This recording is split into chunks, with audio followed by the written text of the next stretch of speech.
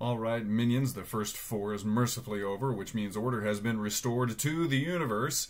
The field has been trimmed from that abomination of 68 teams. I'm not sure what genius a few years ago thought that would be a good idea. But our field has been trimmed from 68 teams down to the perfectly balanced 64 teams that we know and love, that God Himself created from the foundation of the world. Now, in less than 12 hours, the best 48 hours in all of sports is set to begin. 64 teams, 32 games, 8 cities. I can hardly wait. And several hundred of you Jeff's March Madness minions will be hanging on every basket.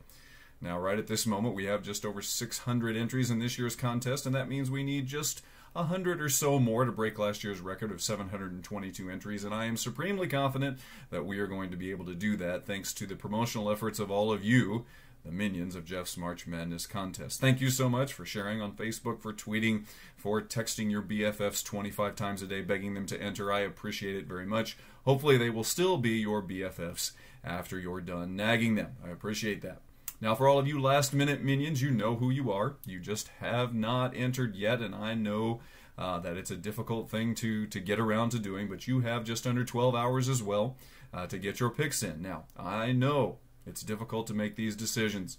I know that you're frustrated. I know that you've been suffering from analysis paralysis. I know that you've been wringing your hands all week, struggling with these tough decisions. And I'm not even talking about filling out your bracket. I'm talking about coming up with a clever alias to put in for your entry, right? I mean, you've had your bracket filled out since Monday at noon, but ever since then you've been trying to think of some witty alias to put in with your entry. Well, I'm not really sure that I can help you with that.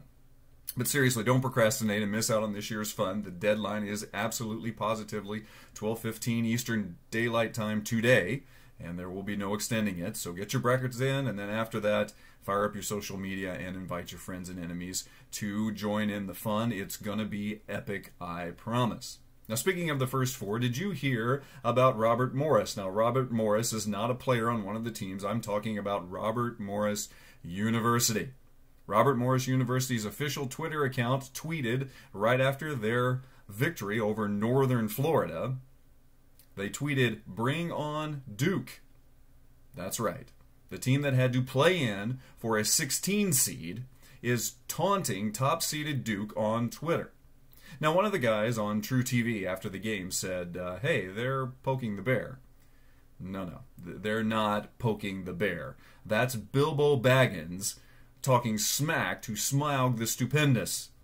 Listen, Rob, congratulations on your defeat of Northern Florida, who made their first ever trip to the field of 68 this year, but you just don't tug on Superman's cape.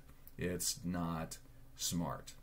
Now, if you've been following any of the statistical models for this year's contest, like the ones that are put out by our friends over at 538.com. Now, if you haven't checked out 538.com, it's pretty cool, especially if you're a math nerd or math geek like me. They do a lot of data analysis for sports and weather and some other things, so you should check them out.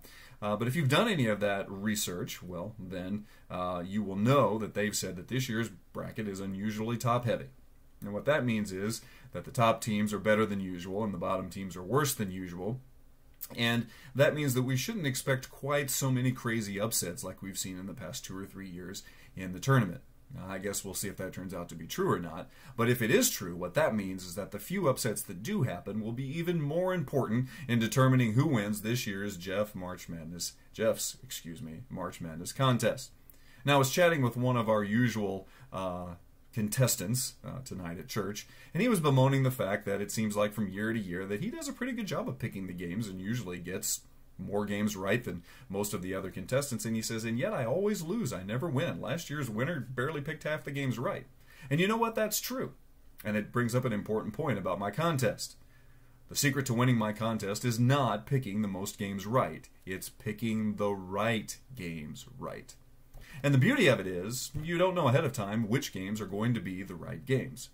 I guess they don't call it March Madness for nothing. And speaking of getting things right, Burger King has certainly got things right with this year's March Madness. Check this out. Can you guys see this? Look at this. Look at this right here. Let me get it turned around here so you can see. You see that? Watch. Now, is that cool or what? My son got this at the drive-thru with his kids' meal at Burger King today. I mean, is this awesome or what? This is awesome. Way to go, Burger King. You got it right for this year's March Madness. For this little ditty, I will give you the yet another Fortune 500 company finds a way to shamelessly profit off the hard work and talent of young men who make billions for their schools and yet don't get paid a dime award. And that's about all that I have to say about that. Okay, minions, it's time for me to go make my picks. Yes, it's true, I'm a procrastinator as well. I have not yet made my picks either. That's primarily because I've spent most of my time preparing this wonderful contest for all of you. I'm not complaining, just stating the facts. So, before I fall asleep on my keyboard, I'm going to go make my picks. Remember, the deadline is 12:15 today. Look for the opening commentary shortly after that deadline, along with the coveted Best Alias Award. May the wittiest, punniest minion win. Until next time, I'm the Wizard of Whiteland, signing off. Ciao.